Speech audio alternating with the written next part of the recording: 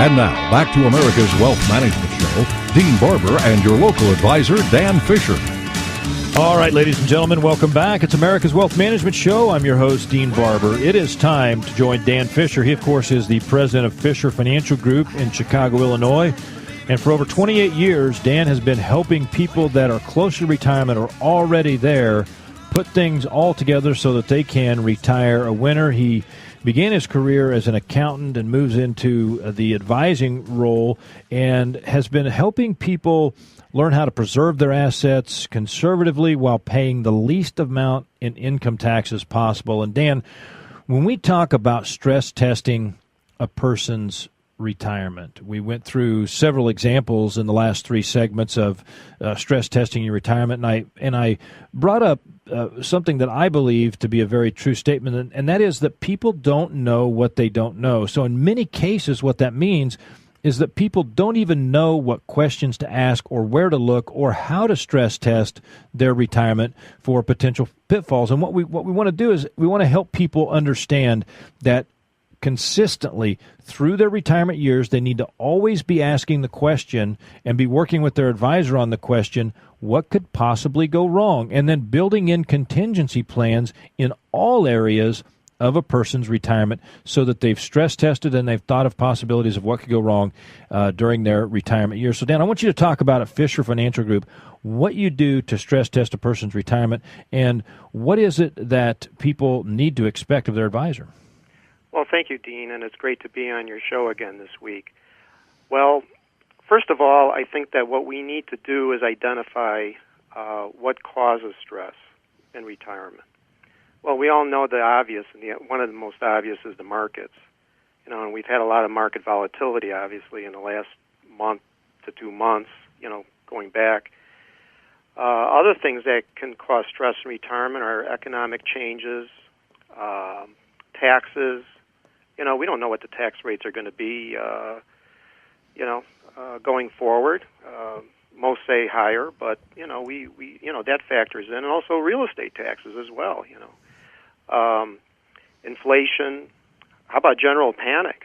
When people are just panicking and there's a big loss of confidence in what's going on out there. Political instabilities. But there's a few other issues. How about personal issues? Like death, divorce. How about kids needing money? Not to mention illness or sickness. So what we like to do is, we all know that we live in a changing world. But what we strive to do here at Fisher Financial Group is what we want to do is look at a client's portfolio from the start and stress test it from the beginning.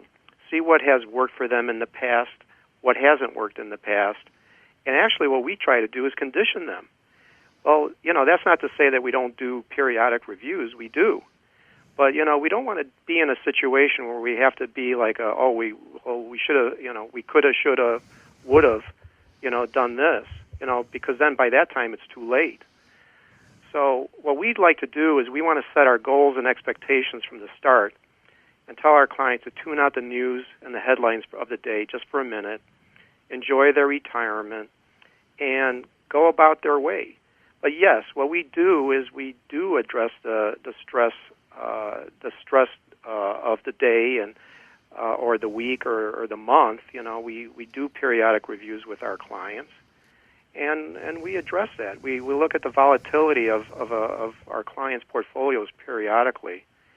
And how is it in relation to what their expectations have been? Is it meeting their expectations? What needs to be tweaked? In non-technical terms. You're talking about tactical changes, of course, Dan, when you talk about what needs to be tweaked, because a lot of times I think that people are of the opinion when they're looking at their overall portfolio, and that's, by the way, folks, one very small piece of stress testing your retirement is the portfolio stress test. But in a lot of cases, by just adjusting the percentages that you have in some different portfolios and adjusting the amount in each one of those and possibly removing some or adding some small adjustments sometimes can have a huge impact on the amount of stress that a portfolio is going to take. And one of the things that we ask in our retirement plan checklist, which, by the way, is chapter number 8 of my latest book, Retire a Winner, and that checklist is designed to be 30 thought-provoking questions to help you understand questions that you need to be asking of yourself and your financial advisor, things that you may not have even thought about. One of those questions, question number 10, asks the question, has my retirement plan been stress tested to take into consideration the possibility of poor market conditions at any time in my retirement? And that's what Dan's talking about right now, ladies and gentlemen. Dan Fisher, president of Fisher Financial, he gets that particular part of what you're trying to do. You can get all 30 questions in your retirement plan checklist on our website. Our website's americaswealthmanagementshow.com. That checklist available to anyone in the listening audience that's within 5 years of retirement or already retired with at least $250,000 of investable assets. And you can also get that checklist by calling 877-500-0350. That's 877-500-0350. Now, Dan, from a tax perspective, stress testing for higher taxes, that is a complicated issue. You brought that up a minute ago. Question number 17 in that checklist asks the question, does my retirement plan consider taxes in such a way that I will know which account to spend from first to keep my taxes as low as possible? I don't think a lot of people realize that in retirement they have the unique ability to be able to control taxes, unlike during their working years. Can you talk about that a minute? Yeah, absolutely, and that's a very, very important topic. We all know that the Bush tax cuts are going to end at the end of next year, and we're probably at the lowest rates that we're going to ever possibly be because, we're in a period of government spending, and something's got to fuel that fire. So that's a very important topic that we have to address. So what we do is we take a look at, we know that taxes are going to be a little bit higher. I think that's almost a given, if not a lot higher. And so what do we do? Should municipals come into play here? We have to look at tax-deferred vehicles. We have to look at ways that we can maybe defer the income towards maybe later. Maybe if it's a portfolio that is quite sizable, maybe defer it or just pass it on to heirs. I think that's very important. And in relation to that is also talking about leaving the legacy behind, but not burdening our children or grandchildren or heirs, with that tax burden, because they'll probably be in a higher tax bracket than we are, the way things are going. But it's very important to look at the tax structure that, right now, because everybody says, well, I want to save money in taxes now. Everything is now.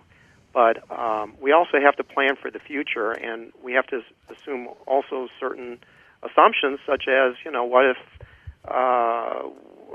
capital gains and dividends are going to be higher than 15%, which they most certainly will be.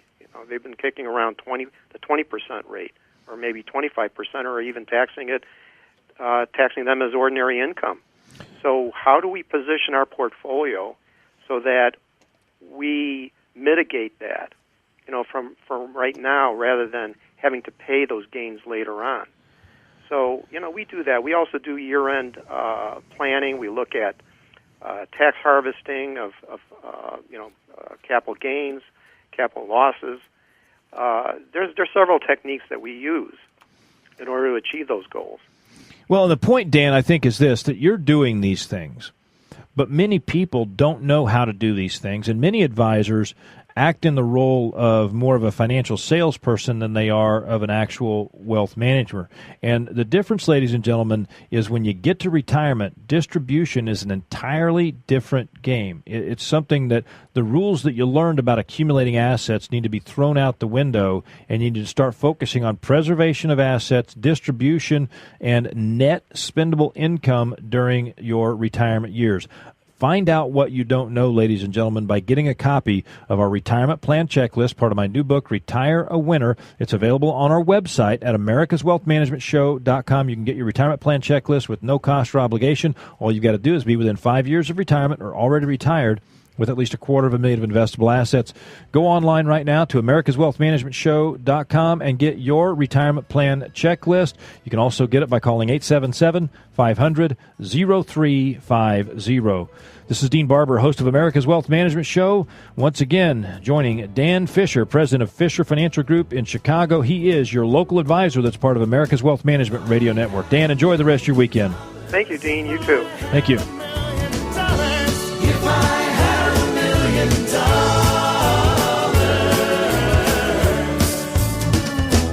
I'd be rich